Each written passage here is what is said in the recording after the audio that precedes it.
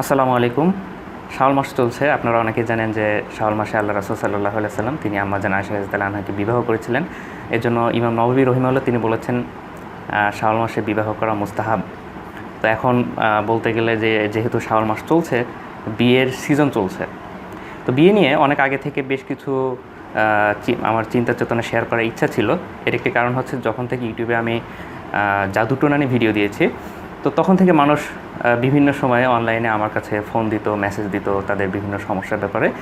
তো দেখলাম যে আমার কাছে যত মানুষের ফোন আসে বা মেসেজ আসে তার 70 থেকে 80% সমস্যা হচ্ছে সাংসারিক সমস্যা, বিয়ে সংক্রান্ত সমস্যা অথবা রিলেশন সংক্রান্ত সমস্যা। তো যেহেতু এই বিষয়ে জ্ঞান না থেকে আসলে কিছু পরামর্শ দেওয়া যায় না, তাই স্বাভাবিকভাবে এই বিষয়টা নিয়ে হালকা পড়ালেখা করেছিলাম। তো সেগুলো অনলাইনে সেই অভিজ্ঞতাগুলো বা এই বিয়ে সংক্রান্ত বিষয়গুলো শেয়ার করতে পারিনি দুইটা কারণে। এক নম্বর হচ্ছে যে আমি নিজে তো এতদিন আবিয়াত্তা ছিলাম, তো আবিয়াত্তা থেকে আমি মানুষকে কীভাবে বিয়ের জন্য উৎসাহিত করি, তা আলহামদুলিল্লাহ এখন সে যোগ্যতা হয়েছে। আর দুই নম্বর যে ব্যাপারটা ছিল একটু হেজিটেশন, কারণ বিয়ে সংক্রান্ত বিষয়গুলো নিয়ে কথা বলতে গেলে অনেক বিষয় খোলামেলা কথা বলতে হবে, এবং যেটা অনেক মুরব্বীদের কাছে বেয়াদবি মনে হতে পারে। তো যে কারণে আমি বিষয়টা নিয়ে দ্বিধাদ্বন্দ্বে ছিলাম যে আসলে এসব নিয়ে কথা বলা ঠিক হবে কি না। পরে দেখলাম যে আসলে আমাদের সমাজে তো হারাম নিয়ে কোনো লজ্জা শরম নেই, তাহলে আমি কেন হালাল বিষয়ে লজ্জা শরম করছি? আমাদের সমাজে যেখানে ছেলে মেয়েরা প্রকাশ্যে গার্লফ্রেন্ডের হাত ধরে ঘুরে বেড়ায়, যেখানে ফেসবুকে ওপেনলি তারা ঘোষণা দেয় ইন এ রিলেশনশিপ উইথ অমুক, হ্যাঁ, এবং সেখানে আবার আমরা কংগ্রেচুলেশন লিখে আসি, তাহলে আমরা হারাম বিষয়ে লজ্জা পাচ্ছি না, আমি বিয়ের মতো হালাল বিষয়ে কী জন্য লজ্জা পাবো? আমাদের সমাজে তো বাবা মারা পর্যন্ত একসাথে বসে ছেলে মেয়েদেরকে নিয়ে বসে আইটেম সং শোনে। তারপর যেসব নাটক সিনেমা আমরা দেখি, এগুলো সব কিছুর উপজীব্য হচ্ছে সেই হারাম সম্পর্ক। তো যদি বাবা মারা এইসব বিষয়ে লজ্জা না পায় ছেলে মেয়েদের সাথে, তাহলে আমি কেন বিয়ে নিয়ে শরম পাবো কথা বলতে?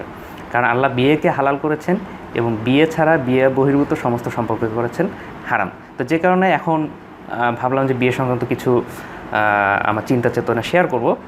তো সাধারণত যে বিষয়গুলো বিয়ে নিয়ে প্রশ্ন আসে মানুষের মনে, যেমন বিয়ে করে বউকে কী খাওয়াবে, তারপর বেকার অবস্থাতে বিয়ে করলে কেরিয়ার ধ্বংস হবে, এরপর বিয়ের বয়স হয়েছে কি না, ইত্যাদি যে প্রশ্নগুলো গার্জিয়ানদের কাছে বিয়ের বিষয়ে বললে তারা সাধারণত যে প্রশ্নগুলো করে, ইনশাল্লাহ সেগুলো নিয়ে আমি পর্যায়ক্রমে ভিডিও দেব। তো তার আগে একটা বিষয় বলে নিই যে আমি যে কথাগুলো বলবো এগুলোর যে সোর্স সেগুলো হচ্ছে আমি যে বইগুলো পড়েছিলাম, আমার আসলে সেগুলো নির্যাস থেকে বলবো। তা আমি যে বইগুলো পড়েছিলাম সেগুলো রেফারেন্স হিসেবে আমি বলছি, যাতে করে আপনারা বইগুলো পড়তে পারেন এই বিষয়ে গভীরভাবে জ্ঞান অর্জনের জন্য। সেই সাথে আমি যেহেতু অনেক গার্জিয়ান দেখবে যে ছোট্ট ছেলে কী জন্য ছোটো মুখে বড় কথা বলছে, তাই তাদের জন্য আসলে বলা আমার এই কথাগুলো আমার নিজের কথা না, আমি যে বইগুলো পড়েছি সেই বইগুলো নিশ্চয়ই আমার মতো কোনো ছোটো মানুষ লেখেনি, তারা অনেক জ্ঞানী গুণী অনেক বিজ্ঞ মানুষই লিখেছেন। তো তাদের সেই বইগুলো থেকেই তথ্যগুলো দেওয়ার। তো আমি যে বইগুলো পড়েছি সেগুলোর মধ্যে আছে, এক নম্বর হচ্ছে বিয়ে স্বপ্ন থেকে অষ্টপ্রহর, লিখেছেন মির্জা ইয়ারবেক। এছাড়া বিবাহ এবং নারীবাদ, ইঞ্জিনিয়ার এনামুল হকের লেখা। এবং তার আরেকটি বই, সেটি হচ্ছে নিশ্চিহ্ন হওয়ার মুখে ইসলামী মূল্যবোধ। আরেকটি বই হচ্ছে ইসলাম অ্যাট দ্য ক্রস রোডস, বইটি লিখেছেন মোহাম্মদ আসাদ। আর এছাড়া ডক্টর বেলা ফিলিপসের দুইটা বই, একটা হচ্ছে গার্মেন্টস অফ লাভ, যেটা বাংলা অনুবাদ হয়েছে ভালোবাসার চাদর নামে, সিএন পাবলিকেশন থেকে। এছাড়া আরেকটি বই হচ্ছে 2, 3, 4, 1। এছাড়া রেহনুমা বিনতে আনিসের লেখা বিয়ে, আর ডক্টর শামসুল আরেফিন ভাইয়ের লেখা দুইটি বই, একটি হচ্ছে কুররাতা আইন 1 এবং 2। এছাড়া আতিকুল্লাহ সাহেবের লেখা হচ্ছে আই লাভ ইউ। এছাড়া শেখ আলী তান্তাবির দুইটি বই, একটি হচ্ছে হে আমার যুবক এবং বিয়ে নিয়ে কিছু কথা। আর এরপর চিন্তাপরাধ লিখেছেন আসিফ আদনান, এবং তত্ত্ব ছেড়ে জীবনে লিখেছেন শরীফ আবু হায়াত অপু ভাই।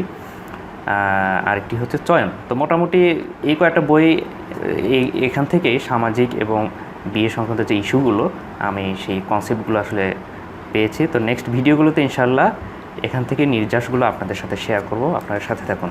আসসালামু আলাইকুম।